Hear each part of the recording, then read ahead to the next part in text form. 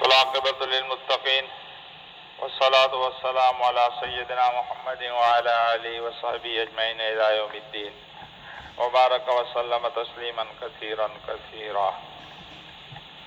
بیان ہمارا چل رہا ہے کھانے کے آداب کے سلسلے میں۔ یہ آداب کا بیان ہے، اس میں سب سے پہلا ادب کھانے کے جو ادب ہو سکتے ہیں وہ بیان کیا ہے۔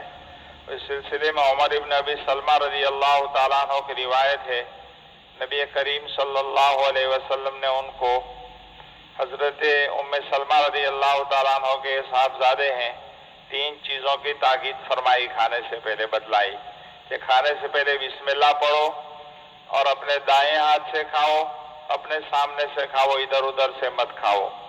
تو کھانا شروع کرنے سے پہلے اللہ کی نعمتوں کا استحضار کرتے ہوئے بسم اللہ پڑھنا یہ حکم ہے نبی کریم صلی اللہ علیہ وسلم کا، اور سنت امر ہے۔ تو بسم اللہ پڑھ لیتے ہیں تو دنیا آخرت کے فائدے اس کے اندر آ جاتے ہیں اور برائیاں اس سے نکل جاتی ہے۔ دیکھو روزی کا معاملہ اگر آدمی غور کرے تو روزی کا معاملہ اللہ تعالیٰ نے لیا ہوا ہے۔ سینکڑوں واقعات دنیا میں ایسے ملتے ہیں کہ اللہ پاک اپنے بندوں کو، اپنی مخلوقات کو کیسے کیسے روزی پہنچاتے ہیں۔ واقعہ یہ ہے کہ روزی کے معاملے میں اگر آدمی غور کرے تو اس کو ماننا پڑے گا کہ اللہ تعالیٰ روزی کے لیے کیسا عجیب غریب انتظام فرماتے ہیں۔ حضرت مولانا علی میاں صاحب نور اللہ مرقدہ ندوی، حضرت مولانا علی میاں بڑے مشہور بزرگ ہیں، وہ فرمایا کرتے تھے کہ ایک واقعہ آپ کو سناتا ہوں۔ ان کو یہ واقعہ افغانستان کے مجددی خاندان کے ایک بزرگ نے بتلایا تھا کہ وہ اپنے خاندان کے بڑے صاحب رسوخ عالم بھی تھے۔ جس زمانے میں افغانستان میں ظاہر شاہ حکمران تھا، اس زمانے میں ایک موقع پر ان کو بادشاہ کی طرف سے پیغام ملا کہ ہم آپ کو ایک خاص سفارت کے لیے، خاص پیغام کے لیے ماسکو بھیجنا چاہتے ہیں، آپ تیاری کر لیں۔ چنانچہ انہوں نے تیاری کر لی۔ ہوائی جہاز کا سفر تھا۔ گھر والوں نے ان کو ایک بڑا سا ٹفن بھی تیار کر کے دے دیا کہ ہوائی جہاز میں کھانا تو ملے گا لیکن کیا معلوم وہ کیسا ہوتا ہے، اس لیے کھانا ساتھ لے جائیے۔ بہت بڑے ٹفن میں بہت کچھ بنا کر دیا۔ اچھا، ان کو یہاں سے ہدایت کی گئی تھی پہلے آپ کو کابل سے دوشنبہ، جو وہیں ایک مقام کا نام ہے، جانا ہے، پھر وہاں سے آگے جانے کی ہدایت وہیں سے دی گئی۔ پیغام آنے تک آپ کو ایئرپورٹ کے لاؤنج ہی میں انتظار کرنا ہے۔ یہ کہتے ہیں کہ میں دوشنبہ پہنچا اور لاؤنج میں بیٹھا ہوا اس انتظار میں تھا کہ آگے کیا ہدایت ملتی ہے۔ بیٹھے بیٹھے شیشہ میں سے میں نے ایک منظر دیکھا کہ باہر ایک کوڑا دان تھا، یعنی کچرا کی پیٹی۔ اس کے پاس ایک عورت آئی اور کوئی چیز اٹھا کر کپڑے میں لپیٹی اور جلدی جلدی جانے لگی۔ میں اٹھا اور باہر نکل کر اس سے پوچھا یہ کیا ہے؟ تو وہ عورت کہنے لگی یہ میرا معاملہ ہے۔ انہوں نے کہا کہ مجھے بتلاؤ۔ جب دیکھا تو اس عورت نے ایک مری ہوئی مرغی تھی جو اس عورت نے اٹھائی تھی، حالانکہ عورت شریف معلوم ہو رہی تھی۔ اس سے کہا یہ کیوں لے جا رہی ہو؟ تو اس نے کہا میری حالت ایسی ہے کہ میرے لیے اس وقت اس کا کھانا جائز ہے، ماسکو میں یہ بیچاری مسلمان ہوگی۔ فوراً ان کو خیال آیا اور اس سے کہا کہ اس کو پھینک دو اور ٹھہرو۔ پھر انہوں نے وہ ٹفن جو گھر سے ساتھ لائے تھے جس میں وافر مقدار میں زیادہ کھانا تھا، وہ پورا اٹھا کر اس عورت کے ہاتھ میں دے دیا کہ اس کو لے جاؤ، اور واپس آ کر اپنی جگہ پر بیٹھ گئے۔ کچھ دیر بعد ان کے نام کا اعلان ہوا اور ان کو بلایا گیا اور بتایا گیا کہ آپ کو جس مقصد کے لیے وہاں بھیجا جا رہا تھا اب اس کی ضرورت نہیں رہی، اس لیے آپ واپس آ جائیں۔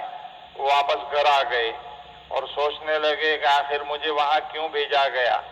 پاکستان سے وہاں تک، افغانستان سے وہاں تک گئے تھے ماسکو تک، اور پھر واپس آنا پڑا۔ بہت سوچنے کے بعد نتیجہ یہی نکلتا ہے کہ اس عورت کو ٹفن پہنچانے کے لیے اللہ تعالیٰ نے سرکاری طور پر یہ انتظام کیا تھا۔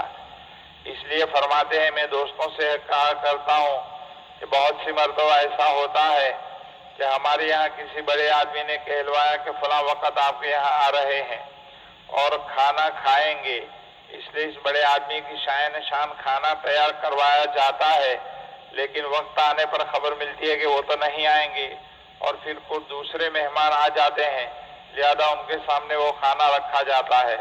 اب یہ مہمان اگر پہلے سے اطلاع بھی کرتے تو ان کے لیے اتنا اہتمام نہیں ہوتا، لیکن اللہ تعالیٰ کو ان کے لیے یہی سارا پکوان کھلانا منظور تھا، تو دوسرے نام سے ان کے لیے یہی انتظام کروایا گیا۔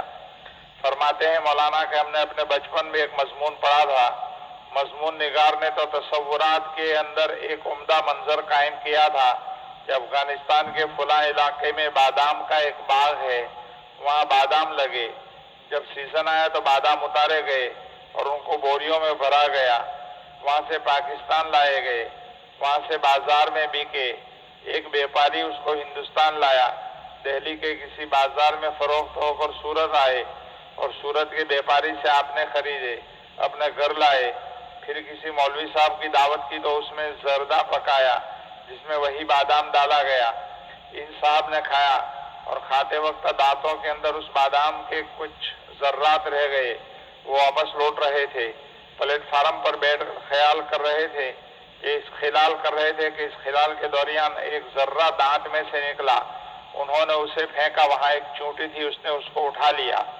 یہ سارا ایک تصوراتی منظر قائم کیا گیا جس سے وہ یہی بتلانا چاہتے ہیں کہ چونٹی کی روزی تو اتنی سی ہے کہ اس کو تھوڑا کلو 2 کلو چاہیے، اس کو تو 1-2 ذرے ہی چاہیے، اس کی روزی پہنچانے کا اللہ نے کیسا عجیب انتظام کیا کہ اتنے دور ایک چیز پیدا ہوئی جو اس کی روزی تجویز تھی اس کو پہنچائی۔